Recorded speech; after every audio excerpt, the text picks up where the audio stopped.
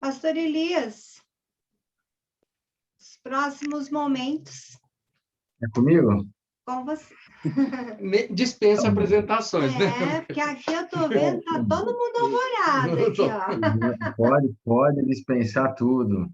Alvorada é minha casa, né? É a casa que Sucaça, bicaça. eu me sinto em casa, viu? Me sinto em casa. Já saí da Alvorada há 10 anos. 10 anos. Esse já é o 10º ano depois que eu saí da Alvorada. Eu fiquei 7 anos em Moema e já estou finalizando o meu 3º ano aqui no NASP. Então, o tempo passa muito rápido, né? E impressionante como o tempo para uns faz bem, para outros, não é? Faz bem também, né? Faz bem para todo mundo, né? Pra todo mundo, né? Estou feliz por ver a Lídia aí. Tudo bem, Lídia? Oi, pastor. Feliz sábado. Que saudades. Feliz salve, Meu Lídia. esposo já tá vindo, tá? Ele já tá vindo. Tá bom, que Graças a ótimo. Deus, firmes aí na fé. Ele já se batizou, viu? Tem uns 2 anos, tá bom? Tá tudo certo. Como é que ele chama mesmo, Lídia? Vem cá. É o José Milton. Ô, José Milton. Tudo bem, querido? Que legal. Que bom revê-los aí, viu? Lembrar dos encontros de casais, né, pastor? Pois é, né? Foram muitos, hein? Foram. Mas teve um que foi inesquecível, né, de Florianópolis. Ah, é verdade. Que ele quase não volta, eu quase voltei Aquele viúva. ali foi o top do top das galáxias, né? Pois é. Aquele ali foi bom. As dunas, passeio de barco, viagem de avião. Meu pai, foi Minha tudo de bom. primeira vez que vi o mar, Nossa, que legal. muitos significados. Sou muito grata, viu? Gente, sabe que eu tava me esquecendo desse encontro que nós fizemos lá. Eu estava até lembrando, foi lá na praia, como é que dos ingleses lá? Joaquina. Não, Joaquina é a praia, mas nós ficamos no hotel lá na praia dos ingleses. O Rinaldo e o Jonas que é bom nisso, No, né? no final da praia dos ingleses. Isso mesmo. Foi lá na cabeça da praia dos ingleses lá. Eita, coisa boa, hein? Tempos Muito bons, bom, né? muito bom. Bom, tem Ô, muita pastor, gente aí com a câmera pastor, fechada. não, só uma lembrança. Foi tão importante que, para a honra e glória de Deus, o esposo dela se batizou. E foi feita uma surpresa para ela mesma, viu? Esses encontros Sério foi marcante mesmo? para a vida dele. Ah, que E legal. detalhe, viu, pastor Brenha? Eu comecei a frequentar a classe Academia do Amor sozinha, né, Elaine e Fernando? Eu comecei a ir sozinha. E aí a Elaine, o Fernando, essa tropa de elite aí, todo mundo me apoiando, todo mundo me ajudando. Tinha muita tarefa de casa, pastor. Pensa, Sério? tinha muita tarefa de casa. Tem que exercitar na academia, ué, tá pensando? Pois é, e aí, enfim, né, depois de, acho que acredito que 1 ano, mais ou menos, ele parou de trabalhar aos sábados, ele começou a frequentar a classe junto comigo, e hoje estamos firmes aí, para a glória de Deus. Louvado seja Deus por isso, né? Bom, Amém. gente, olha, eu vou falar alguma coisa para vocês sobre compromisso. Eu dei o título, né? Compromisso é compromisso. Mas, na verdade, nós vamos falar sobre casamento, tá? Vamos falar sobre casamento, vamos discutir algumas coisinhas aqui, já que esse é um momento para os casais, para as famílias. Então, vamos conversar um pouquinho. Eu coloquei alguns pontos aqui que eu queria trabalhar um pouquinho com vocês. Essa palestra eu fiz algumas semanas atrás, aqui em um momento aqui com os nossos casais, e eu decidi compartilhar isso daqui com vocês, tá bom?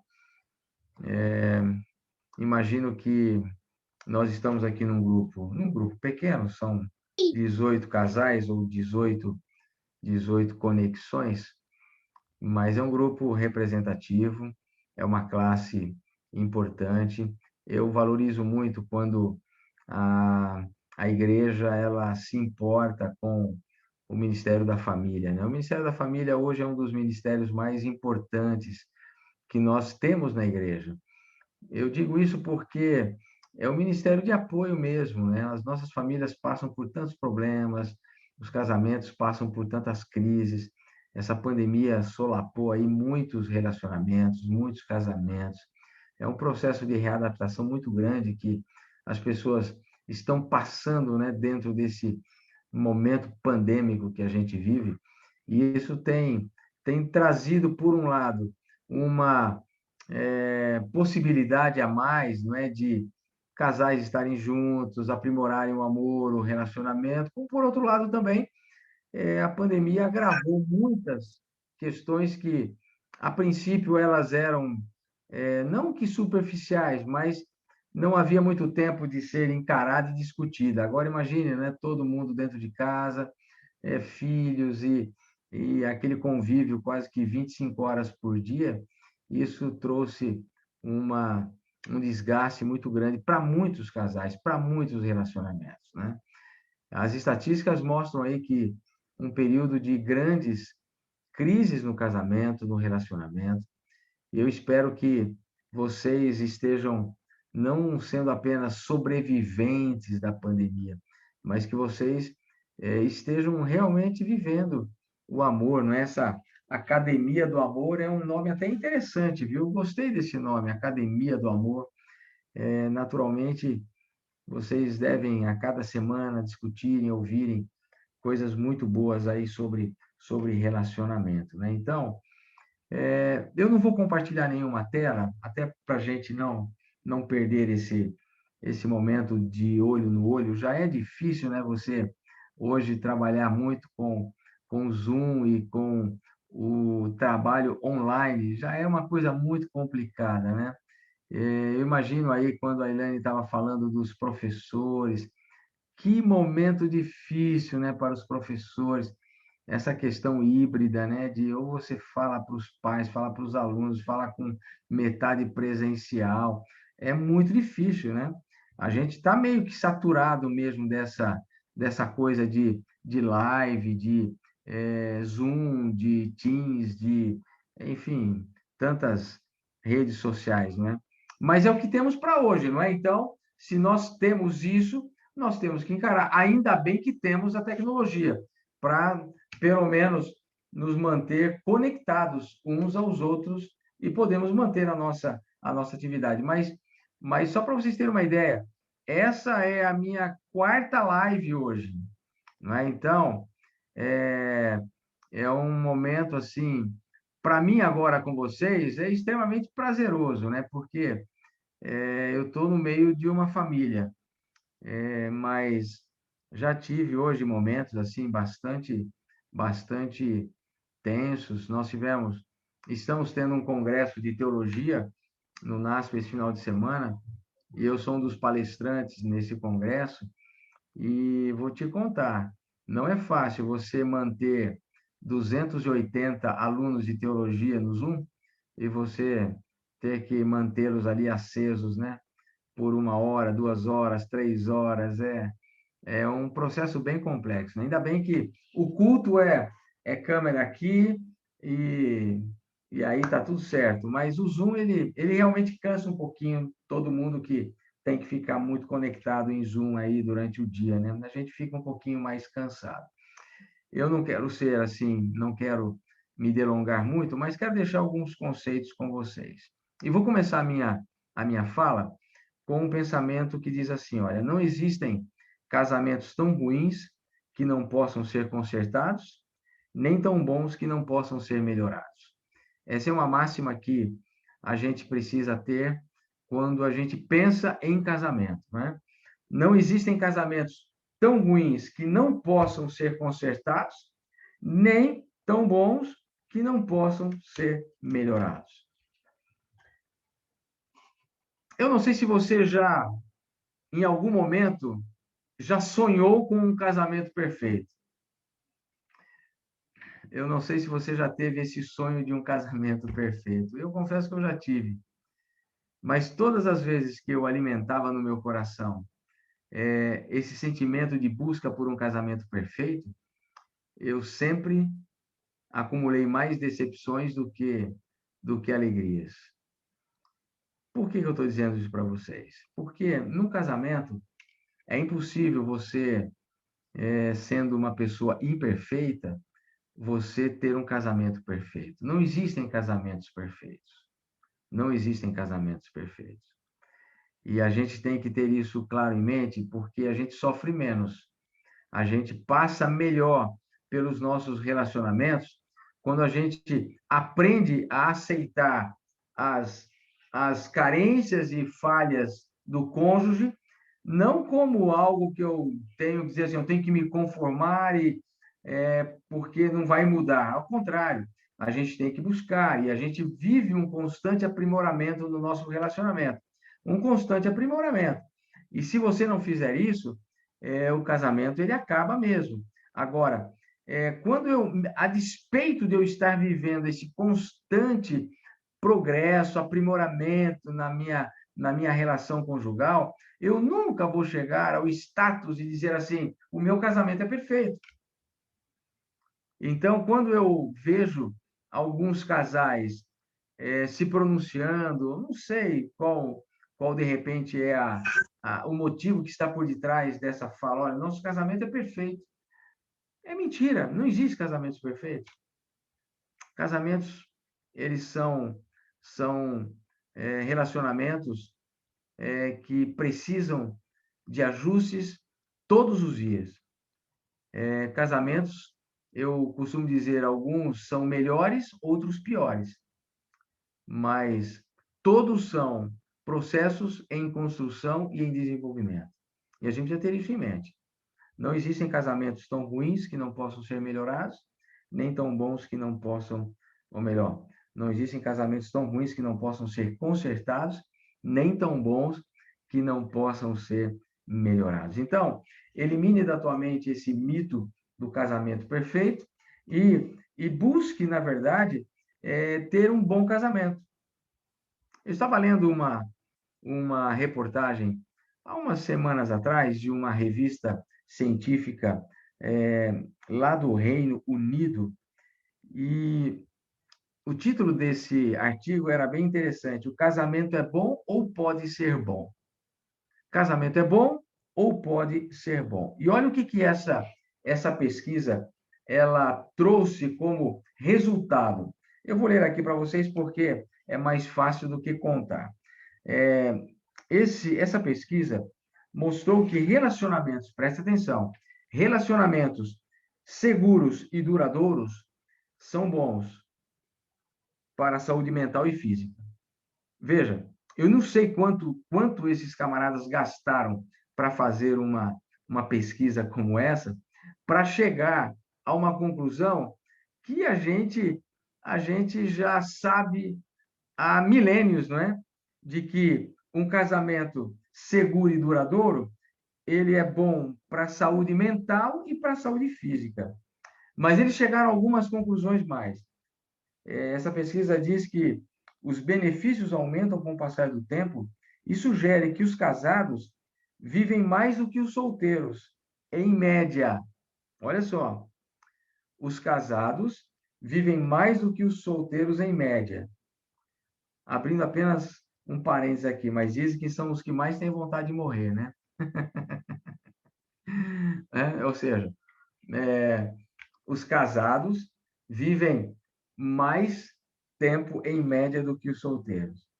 E eles descobriram uma outra coisa aqui também, que as mulheres, quando casadas, têm melhor saúde mental. Já os homens casados têm vantagem física.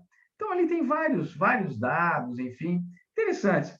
Mas veja, uma pesquisa que mostra que o casamento é bom, não simplesmente pode ser bom. Então, eu alio essa pesquisa ao conceito de que não existe casamento perfeito, mas os casamentos são bons. Casamentos são bons. E ele é importante para a nossa saúde mental, para a nossa saúde física, como essa pesquisa sugere, mas a gente não precisaria de pesquisa para chegar a essa conclusão, não é? O casamento, ele é algo bom. Agora, se é algo bom, por que tanta gente se separa? Se é algo bom para a saúde física, para a saúde emocional, se é algo bom para a saúde emocional, espiritual, por que tanta gente se separa? Tem um verso interessante, né, no livro de Gênesis, que é o verso das origens ali, né, quando Deus diz assim, Gênesis 2:18, não é bom que o homem esteja só. Far-lhe-ei o que? Uma auxiliadora que lhe seja idônea. Então, eu quero trabalhar com vocês aqui com 3 versos da Bíblia. O primeiro é esse, Gênesis capítulo 2, verso 8, onde Deus diz assim, eu quero mostrar para vocês, embora vocês já estejam, talvez, carecas de saberem algumas coisas que eu vou falar, mas é importante darmos um reforço nesse conceito do casamento como uma instituição de Deus. Então, se você me perguntar assim, pastor Brenha, por que o casamento ele é bom? Ele é bom porque, primeiro, ele foi criado por Deus. E Deus não cria porcaria. Se Deus ele instituiu o casamento, é porque ele tinha, na sua sabedoria, na sua onisciência, na sua soberania, ele sabia que isso ia fazer bem para o casal. Para dois seres humanos que se uniriam com as suas diferentes características, mas seria muito bom. Então, quando Deus cria o homem, ele diz, olha, foi muito bom, foi muito bom. E, consequentemente, a criação do homem e da mulher não foi bom, foi muito bom. E Deus une esses 2 seres humanos para algo muito melhor. Então, o casamento é bom, e o casamento ele é algo que vem de Deus, não poderia ser diferente. É por isso que Deus diz, não é bom que o homem esteja sozinho. Ou seja, ficar sozinho, talvez por N situações que as pessoas optam muitas vezes, mas o plano de Deus não é a solidão. O plano de Deus é que homem e mulher se unam em casamento, né? O segundo verso, para depois a gente entrar em algumas considerações, é Gênesis 2:24. Então, veja lá. O primeiro, Gênesis 2:18, Deus diz, não é bom que o homem esteja só. Ponto. Então, ele cria uma adjutora, né? Alguém que esteja ao lado dele. Uma versão da Bíblia diz, eu vou comentar isso com vocês daqui a pouco, diz que isso não é no sentido de subjugação, de humilhação, não. É no sentido de igualdade mesmo, uma adjutora, alguém que está ao lado. A adjutora é alguém que está ao lado dele, não é alguém que está acima nem está abaixo.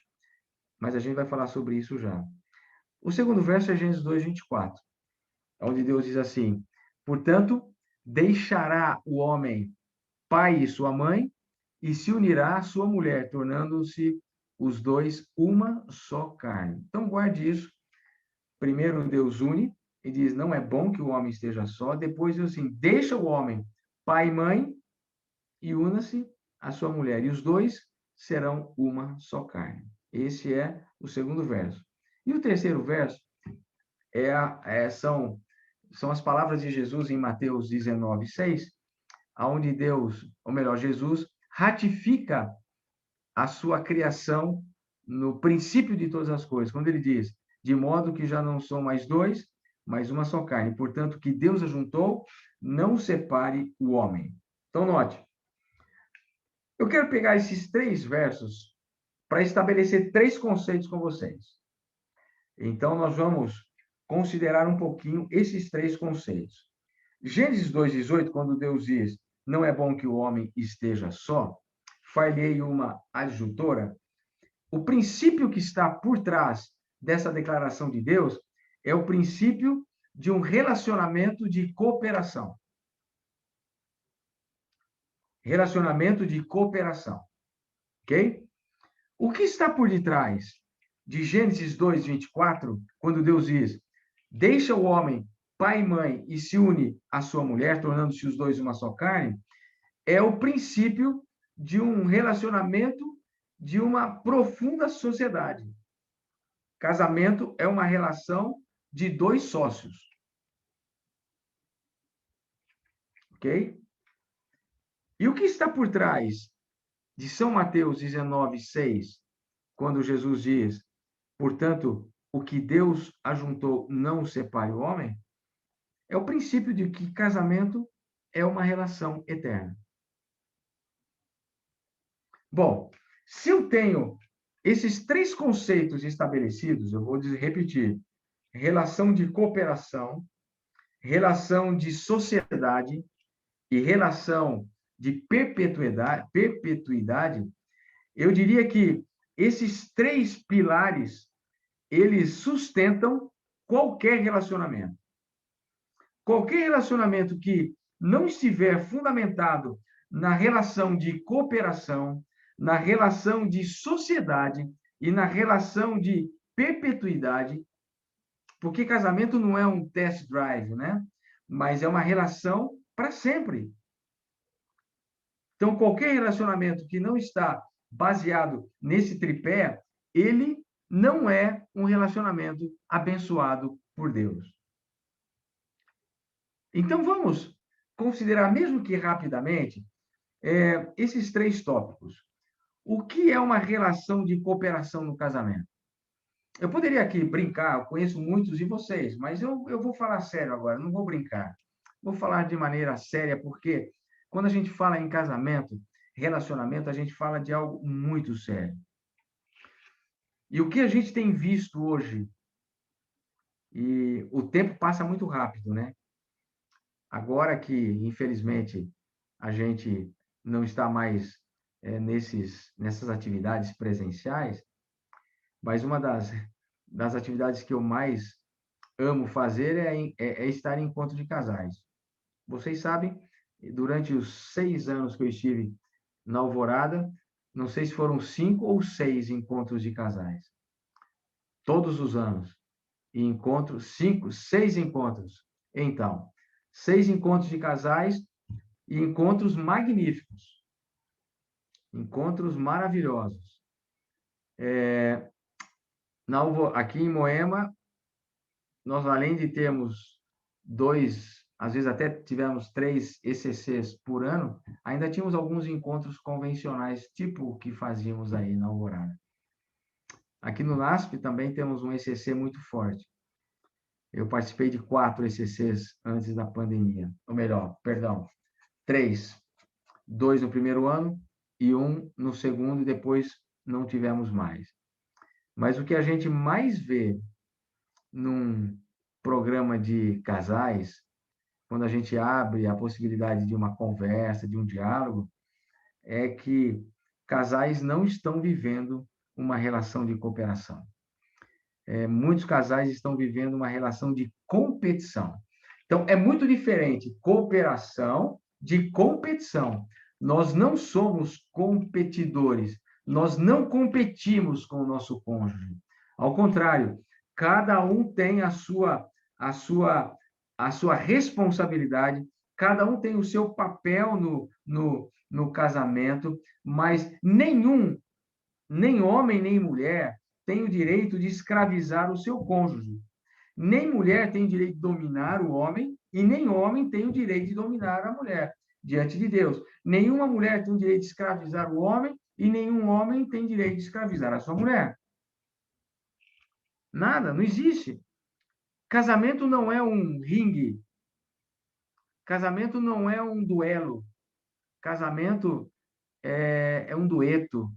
Casamento tem harmonia, a despeito das diferentes pautas que cada um toca. Casamento é assim. O termo adjutora no hebraico não tem a ideia de subordinação, não. Ao contrário, o próprio Deus, não é? Ele se identifica na Bíblia como o ajudador. É interessante isso, porque é a mesma raiz da palavra que é aplicada para Deus como ajudador, é aplicado para a mulher como uma adjutora. Então, isso quer dizer o seguinte, se eu aplico para Deus como alguém subordinado, alguém que seja, entre aspas, dominado, jamais. Então, não é essa a ideia. Então, o homem não foi colocado para dominar a mulher e a mulher não foi colocada para dominar o homem. Casamento, para dar certo, mesmo não sendo um casamento perfeito, ele precisa ter cooperação. Isso é muito importante. Tem duas descrições do Espírito de Profecia. Uma está no livro Patriarcas e Profetas, página 46. Ellen White diz assim: Eva foi criada de uma costela tirada do lado de Adão, significando que não o deveria dominar, como a cabeça, nem ser pisada sob os pés, como se fosse inferior, mas estar ao seu lado como igual e ser amada e protegida por ele, como parte do homem, osso de seus ossos e carne de sua carne. Era ela o seu segundo eu, mostrando isso a íntima união e apego afetivo que deve existir nessa relação. Então, note, a mulher não foi tirada nem do pé para ser pisada, nem da cabeça para dominar. A mulher foi tirada da costela para ficar lado a lado com o seu esposo. Olha que conceito interessante. Muitos de vocês já ouviram essa fala de algum pastor em algum casamento, seja lá onde for, mas essa é a grande verdade. Nós não podemos tornar a nossa esposa uma escrava, não é? Temos que ter a hombridade para entender que nós somos parceiros de uma jornada, parceiros de uma caminhada, parceiros aonde a gente divide tudo, não por obrigação, mas por amor, aonde a gente compartilha tudo, não por obrigação, mas por amor, aonde a gente exerce o máximo de cooperação, não por obrigação, mas por amor. Cooperação, isso é a palavra mais importante de um relacionamento conjugal. Eu não sou um opositor, eu sou um cooperador. Isso passa por todos os aspectos da nossa vida. Passa pelos processos emocionais, pelo processo até dos cuidados normais de um para com o outro, até mesmo nos trabalhos e serviços domésticos da casa, em todos os aspectos. É muito engraçado. Eu não preciso esconder muita coisa de vocês me conhecem muito bem, né? A Thelma e eu, nós somos muito diferentes, mas é uma coisa muito engraçada. Eu, particularmente, sempre tive o meu escritório em casa, né? Sempre tive meu escritório em casa. Afinal de contas, pastor, tem escritório aqui, tem escritório na igreja, tem escritório na associação, enfim, seja o que for, mas o escritório é bem delineado, meu escritório em casa. E a Thelma nunca teve escritório em casa. Ela tinha o seu escritório na escola, ou na associação, ou na união, enfim. Mas a pandemia trouxe os dois para dentro de casa. É engraçado isso, porque, a princípio, nós achávamos que nós jamais conseguiríamos passar tanto tempo juntos, concordando com tantas coisas, né? Então, o que aconteceu na pandemia? Foi até engraçado aqui em casa, porque para a gente poder dar conta de tudo aquilo que a gente trouxe da igreja, do escritório, para dentro de casa, a gente teve que fazer um trabalho de parceria aqui, parceria mesmo. Então, por exemplo, o último que levantar, arruma a cama, ponto. Então, eu tento pular sempre primeiro, né? Então, mas o último que levanta, arruma a cama. O primeiro que desce na cozinha, por exemplo, prepara o café, prepara o desjejum. Então, se você vai fazer uma coisa, já faz para os dois. Olha, chegou a hora de fazer o almoço, por exemplo. Eu, às vezes, estou aqui no escritório, estou em reuniões, estou em lives, estou em atendimentos virtuais, enfim, seja o que for. Bom, deu tempo? Vai os dois para a cozinha. Fazemos o almoço rapidinho, fazemos juntos e tal. E agora? Os dois lavam a louça. um lava, outro seca, um arruma aqui, guarda ali e tal, depois sai, fechamos tudo, volta cada um para o seu escritório. Então, é interessante isso, porque a gente tem que entender que a vida tem que ser de cooperação. Não é só cooperação no salário, sabe aquela coisa de assim, olha, eu preciso do teu salário. Então, você colabora e entra com o dinheiro, né? Eu conheço um casal aí que esses dias atrás, eu tive uma séria discussão, assim, no bom sentido, no aconselhamento com ele, porque ele dizia assim, pastor, eu já faço a minha parte, a minha cooperação é botar dinheiro dentro de casa, então o resto é com ela. Eu tive que discordar desse camarada, eu falei, cara, você ficou louco. Você ficou louco. Se você acha que colocar dinheiro em casa é cooperação, você está muito enganado. Disse assim para ele: colocar dinheiro em casa é tua obrigação. Porque você, como homem, é o provedor da casa. A mulher, quando ela pode e tem condições de trabalhar, muito bem, ela vai ser uma cooperadora, mas a obrigação primária de manter a casa é do homem. O homem é o provedor. Esse é o princípio. É claro que a mulher se encontrou aí nessa modernidade e tal, tem todo o processo, está tudo certo. Mas muitos homens só querem o dinheiro, mas não querem colaborar com nada. E aqui eu falo para os homens mesmo, porque eu aprendi muito com isso. Eu não tenho nenhuma vergonha de dizer que muitas vezes eu vou para a cozinha, faço almoço, não tem problema nenhum. O tempo que a gente para, 1 hora, 2 horas no meio do dia, a gente faz, não tem problema nenhum. Eu vou no mercado, ela faz a comida, eu compro, eu não posso colocar, sabe? A vida de casamento, e a gente tem que entender uma coisa também. Eu estou ampliando um pouco esse conceito porque eu acredito nisso. A vida não é 2 para mim, 2 para você. Isso não é cooperação. Tem casais que dizem assim, olha, eu dei um passo, você dá um passo. Eu dei 2 passos, você dá 2 passos. Eu dou 3 passos, você dá 3 passos. Eu dou 4, eu só dou 4 se você der 4. Eu dou 5 se você der 5. É uma mesquinharia no relacionamento. Isso não é cooperação. Isso não é cooperação. Cooperação é o seguinte, gente, olha, você não pode, eu posso. Você não consegue, eu consigo. Você não tem condições, eu tenho. Isso é cooperação. O casamento não é uma regra de 2 por 2, 1 por 1.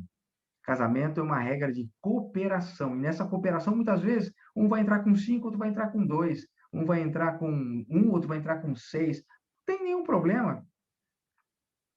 A cooperação quer dizer o seguinte: eu vou dar o meu melhor. Seja em qualquer atividade que eu desenvolver no casamento. Isso, para mim, é cooperação. Eu vou oferecer o meu melhor. Entendeu? Eu vou dar o meu melhor. Então, se o meu melhor é, numa escala de 0 a 10, é 4, e eu dei o meu melhor, você cooperou. E o outro tem que entender que se numa escala de 0 a 10, ele tem a capacidade de dar 10, então o melhor dele é 10. Então, ele tem que dar os 10. Ele não pode rebaixar o melhor dele, porque o teu melhor não alcança o melhor dele, ou vice-versa. O melhor dele não alcança o melhor dela. Isso não tem nada a ver. Isso não é cooperação. Cooperação é eu oferecer o melhor que eu posso oferecer. Tá? Bom, e agora tem uma outra coisa no casamento também. Tem uma outra coisa. Isso eu posso até falar numa outra oportunidade, em algum outro momento. Sobre individualidade versus independência. Mas vou deixar para um outro momento a gente conversar, talvez, sobre isso. Dentro de uma relação de cooperação. A questão da individualidade ou independência no casamento. A gente precisa entender isso. É uma coisa muito importante. Bom, vamos para o segundo ponto aqui. Gênesis 2:18 fala sobre, então, essa relação de cooperação. Gênesis 2:24 fala de uma relação de 2 sócios, ou seja, casamento, coloquem isso na mente de vocês, é uma relação de apenas 2 sócios. Então, qual é o primeiro mais importante passo numa união, num casamento? Qual é? Não é unir, mas o deixar. Mas que heresia é essa, Brenha? O passo mais importante no casamento não é a união, mas o deixar. Isso é bíblico. A Bíblia diz assim, olha, por isso deixa o homem pai e mãe e depois ele se une. Então, o primeiro passo é deixar. É o passo mais importante. Ele vem tá no texto bíblico isso, né? Hoje a maioria dos conselheiros matrimoniais, eles confirmam esse aspecto dizendo da importância desse ato, né? E descobriram que muitos casais são infelizes, sabe por quê? Até imaturos, porque eles até se separam porque não conseguiram deixar pai e mãe. Deixar pai e mãe não é abandonar pai e mãe, por favor. Entendam isso. Por exemplo, hoje eu estou aqui, né, morando pertinho da minha mãe, a Thelma está morando pertinho dos pais aqui em Campinas, né? E eu acho super importante. Ela fala com a mãe todos os dias. Ela dá uma assistência, eles já são idosos, né? Muito queridos, mas já são idosos. Minha sogra já está chegando aos 80 anos, praticamente. O meu sogro já fez 82 para 83 anos. 80... Não, fez 80, perdão. Fez 80 anos agora. Até fizemos uma festa para ele antes da pandemia aí pegar. 80 anos. Bom, já são pessoas idosas, precisam de uma atenção maior. Com essa pandemia, estão muito isolados. Às vezes eu trago eles aqui para casa, para ficarem aqui. A minha irmã fica com a minha mãe, que já tem quase 90 anos, a minha mãe. 88 anos a minha mãe fez agora, mas ela mora com a minha irmã, então minha irmã cuida bem. Mas eu ligo todos os dias quase para minha mãe. E aí, mamãe, como é que você está? Está tudo bem? Os idosos precisam de conversar, eles precisam de amparo. Às vezes a minha sogra chora um pouco porque está tão sozinha. Por exemplo, eles estariam aqui em casa, aqui com a gente esse final de semana. Iriam passar mais uma semana. Mas tiveram contato com uma pessoa essa semana sem máscara e tal, da família mesmo. E a gente está sendo muito rigoroso aqui com esse processo. Principalmente depois que eu passei por essa pandemia e quase eu fui para o balaio, e a Thelma conseguiu sair um pouquinho mais rápido do que eu. Mas o que acontece? A gente está evitando muito, mesmo em família, se tiver um contato de trabalho e tal, a gente não vem para casa. E quando ela vem para casa, ela faz a quarentena dela lá. Ela vem e fica quanto tempo quiser. Mas a Casey e o Rafael vieram para casa esse final de semana. Eles passaram 15 dias de quarentena lá, para virem para cá. Então, chegaram, e não é justo você... enfim, então eles acabaram não vindo, mas a Thelma liga para eles todos os dias. Mas só que tem uma diferença. Ela liga para dar suporte, para dar apoio. Mas, em momento algum, a ligação que ela tem com o pai, com a mãe, ou a minha ligação com a minha mãe, interfere no nosso relacionamento. Nós formamos uma unidade, nós formamos uma só carne. Então, tudo aquilo que nós decidimos, nós decidimos, não são os pais que decidem por nós. O grande problema é que muitos, isso são mais até para os jovens, né? Os pais decidem pelos filhos. Ele nunca deixa de ser filho, mas ele não pode ter a dependência dos pais depois de casado, né? É aquele ditado, né? Quem casa quer o quê? Quer casa. Então, esse ditado é uma joia, né, da sabedoria, né? A casa, ela é uma extensão da mulher, é parte do corpo dela. A mulher precisa se sentir segura em casa, dona do seu ambiente, ela precisa ter espaço para mudar os móveis, para colocar a cama no lugar que ela quiser, o armário onde ela quiser. A casa é uma conquista do casal. Então, a gente tem que deixar pai e mãe no seu cantinho, sim, para que o casal ele seja casal e seja uma unidade familiar, independente. Outra coisa, alguns casais casam, mas vivem o tempo todo como dependentes financeiros dos pais. Eu falo muito sobre isso quando eu falo para jovens, mas a gente tem que entender que quem casa tem que ter independência financeira. Tem que ter independência. Pouco ou muito, tem que viver com o que tem. É o ponto, né? Isso é muito importante. Mas a questão mais complicada no ato de deixar é a questão emocional mesmo, né? E eu volto a dizer, não é aquele fato de dizer assim, olha, que a família já era, que os pais já eram, não é? Mas simplesmente que vocês agora são prioridade um para o outro, não é? Então, pai e mãe, num casamento, num relacionamento, eles passam a ser convidados. Quando eles são convidados a darem opinião, eles dão. Se não são convidados, eles se calam. E agora eu falo para muitos aí que são pais e têm filhos casados. Eu tenho o meu relacionamento. Assim, profundamente, eu vou dizer o seguinte, sentimental e amoroso com a Camila e com o Everson, que estão morando aqui do lado de casa agora, e vieram para ficar mesmo, né? Embora a pandemia trouxe esse benefício. O Everson trabalha online desde que entrou a pandemia e não tem nenhuma perspectiva de voltar no presencial. Eu não vou sair daqui mais mesmo. Decidi me estabelecer por aqui. Já comecei a construir a minha casa, com a graça de Deus. A Camila acabou de comprar um terreno e o Everson vão começar a construir na mesma rua da minha casa, no condomínio.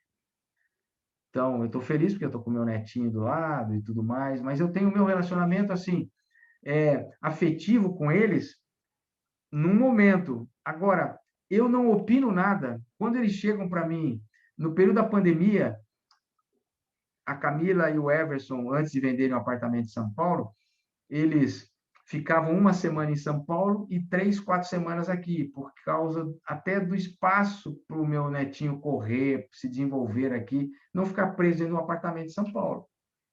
Então, por opção deles, né? A gente pode ficar com vocês? Eu falei, claro, minha casa é grande, aqui onde eu moro.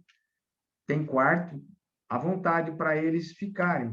Então, vieram e ficaram aqui. Tinha um escritório independente deles, tudo certinho. Ficavam aqui 3 semanas, voltavam para São Paulo.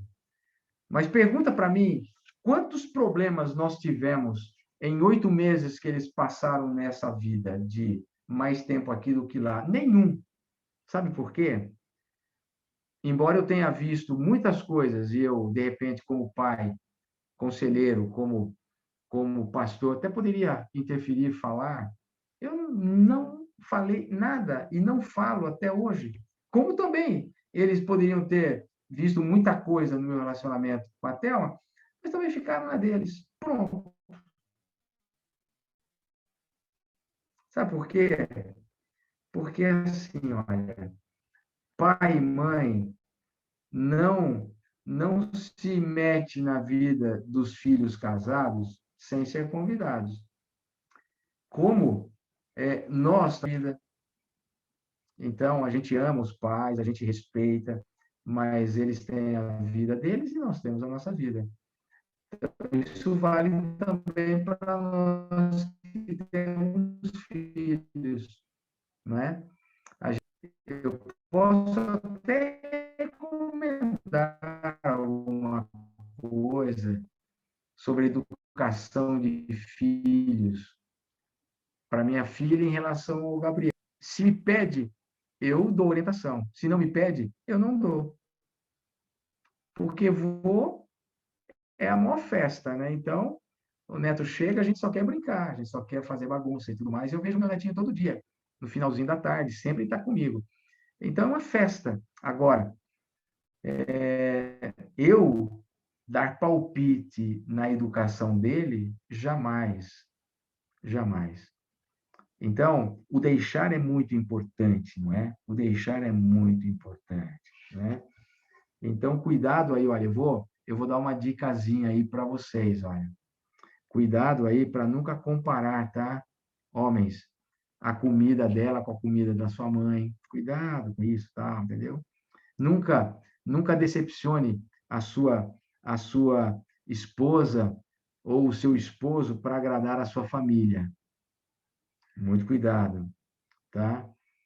Nunca compare jamais o teu marido com o teu pai. Não faça também essa comparação, né?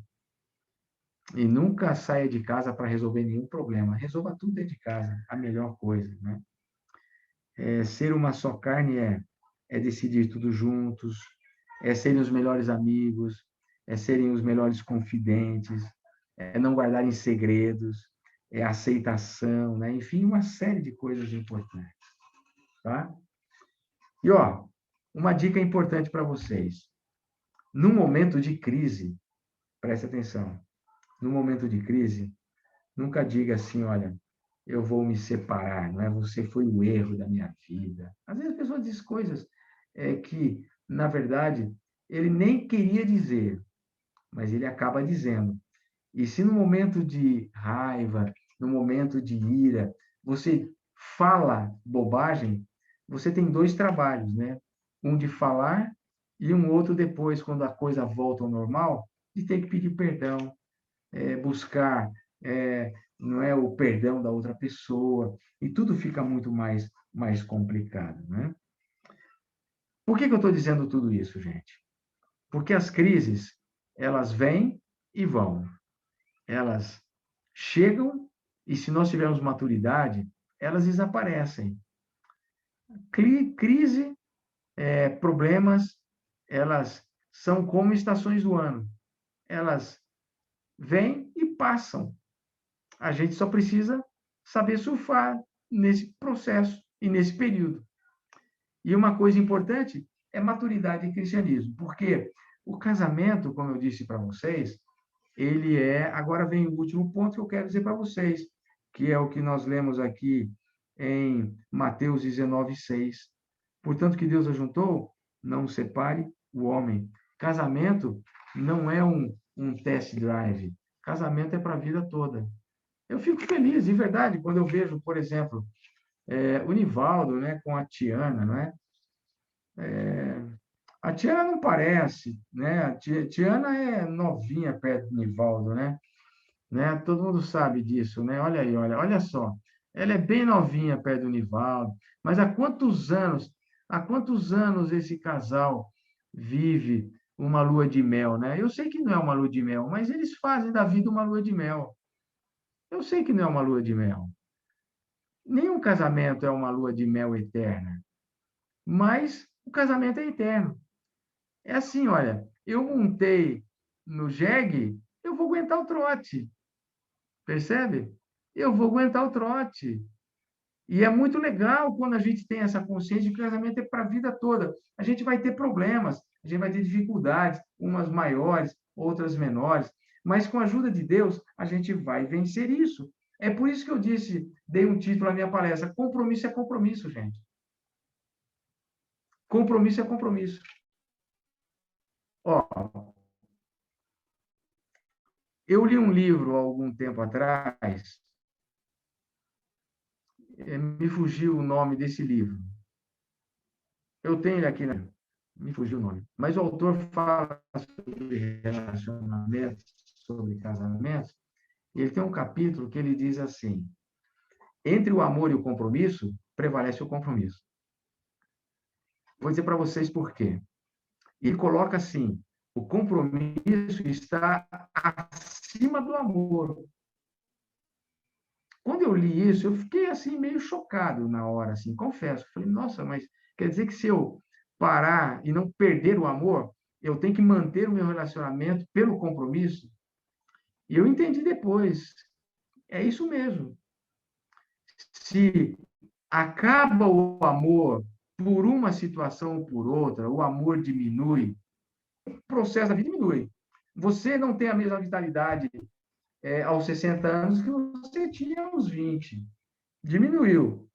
Diminui cabelo, diminui inteligência, diminui velocidade, diminui energia, diminui tudo. A vida, você nasce morrendo, então vai diminuindo tudo. Ao longo da vida, tudo diminui. Ninguém ganha. Ninguém ganha. Nessa vida, a gente só perde. Né? A gente só perde. Então, você vai diminuindo. Agora, o amor também pode diminuir. Claro que pode.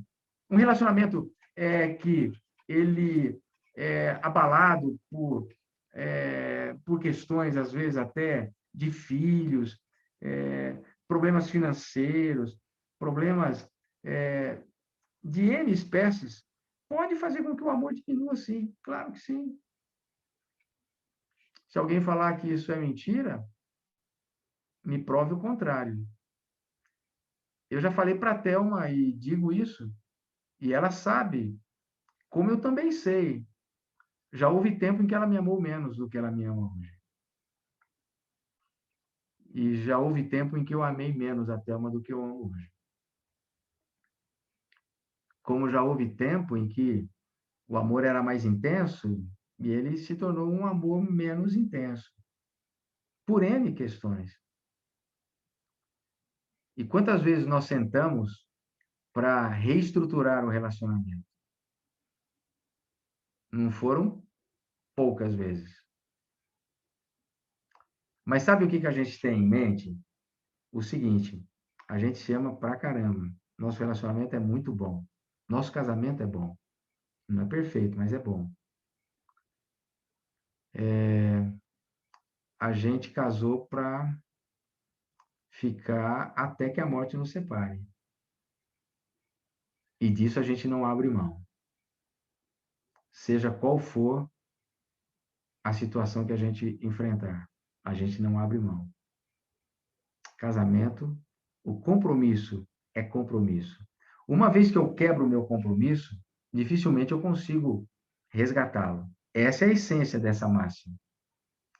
Se eu quebro um compromisso, dificilmente eu consigo recuperar o compromisso quebrado.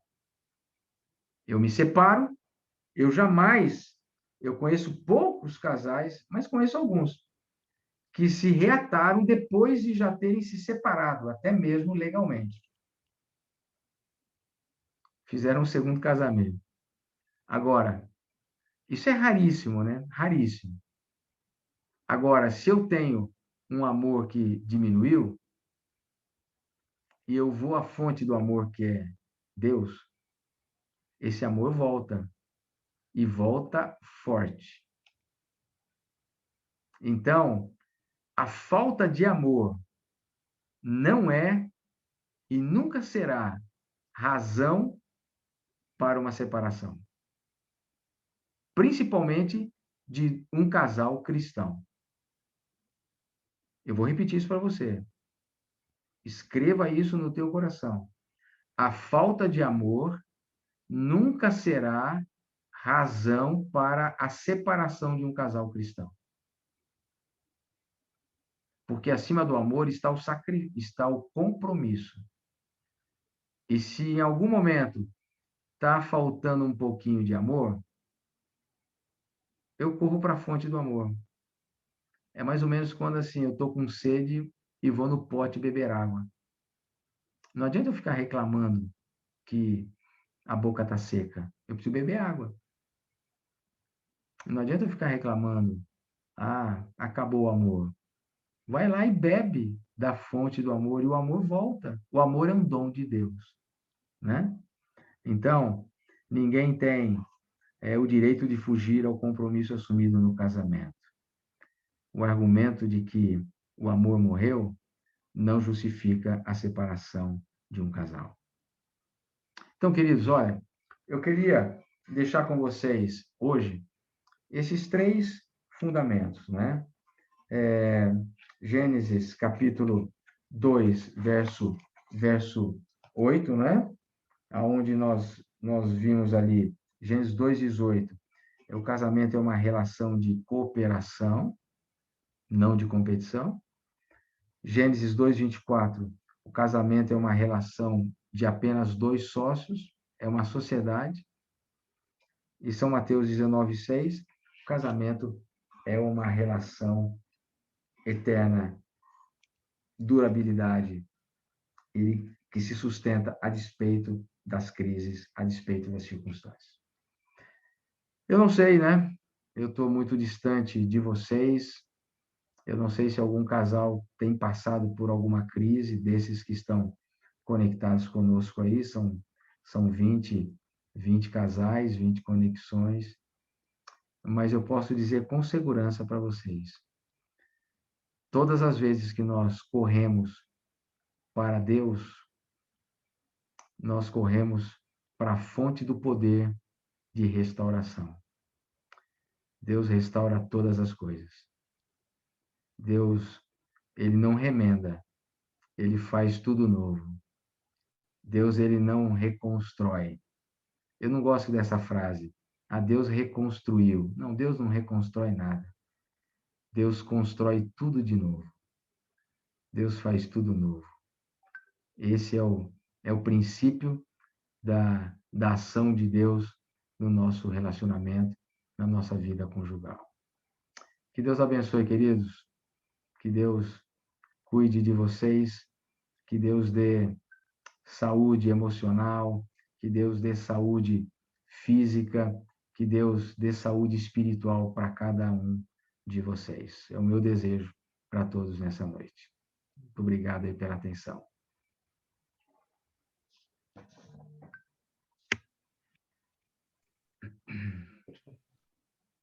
Obrigado, pastor. Muito gostoso ouvir sua voz, ouvir seus conselhos. Ouvir a palavra de Deus. Ouvir a palavra de Deus. A sua fala fez muito bem. Pelo menos aqui, Fernando, enquanto você falava, a gente trocava ideias. Isso é tão gostoso. A gente ouvir e a gente ver em que nível que a gente está, o que a gente pode melhorar. Sempre tem, né? O objetivo é esse, né? A cada mensagem a ser dada é nos autoavaliar, né? E aí a gente traçar, poxa, a gente pode melhorar nesse aspecto, porque a gente tem que sempre crescer, né? Muito obrigado pelas suas palavras. Deu para matar um pouquinho das saudades. Com certeza, muito bom, muito bom. Obrigado pelo carinho. Oi, Nivaldo. E a gente esperando uma outra oportunidade, né? Mas, né, Anivaldo? Não, mas ele falou que vai ter uma outra data que vai falar do outro assunto lá. É, O pastor já ele falou. deixou uma deixa. É um prazer, viu, querido? Pois é. Só não me cobrem tão cedo agora aí, mas eu volto. Fique tranquilos. Eu levei 10 anos, né, para voltar, então, estou brincando. Não, demorar mais 10 anos não dá, Mas, né? assim, essa é uma classe muito especial. Fiquem tranquilos, eu prometo em algum momento aí, mais à frente, a gente ter esse contato de novo, né? Eu não fujo de ninguém, né? Vocês recebem aí, quem recebe minutos de esperança aí? Todo mundo recebe? Então vocês estão comigo aí na telinha quase que 2 vezes por semana, né? Então, meu contato está ali, tranquilo. Eu não fujo e não me escondo de ninguém, né? É uma alegria. Eu gosto de participar, de estar envolvido. Só que as coisas, elas são bastante agitadas, né? Todo mundo pega uma fatiazinha, né? Nesse momento, quando a gente não tinha pandemia, era assim, né? A gente nem tinha Zoom, né? Nem se falava em Zoom, não se falava nada dessas coisas, né? Então Foi de um dia para outro. Você só tinha o sermão pela internet e tal, aquela coisa toda. Mas depois que entrou esse negócio de Zoom, gente do céu, eu já viajei o mundo pelo Zoom, né? Hoje eu já não estou mais viajando de avião nem de ônibus, né? Nem de carro, né? Faz 2 anos que eu estou preso aqui nessa gaiola e está complicado, né? Sábado mesmo, né, pastor? Sábado E mesmo você estava num compromisso, chegou para aquele pessoal que estava falando com o seu auxiliar aí, né? Você entrou logo bem à tarde, né? Sobre aqueles médicos lá, né? Eu vi seu compromisso. Você tinha saído de um e entrado em outro, né? Exatamente, foi sábado passado, né? É, Sábado. exato. Mas Nossa. assim, cansativo um pouquinho. Esse momento aqui, para mim, é um momento de relax, viu, gente? Fiquem tranquilos. Mas eu digo assim, aquelas reuniões administrativas, de trabalho, de conferências e tal, elas são pesadas, né? Não é uma reunião assim gostosa, de um bate-papo, de uma conversa, é diferente, né? E a gente só está fazendo isso agora, né? Então, é complicado. Eu estou com saudade, sabe do quê? Para ser bem sincero, estou com saudade de viajar, sabe? Estou com saudade Ai, que delícia! de desaparecer, entende?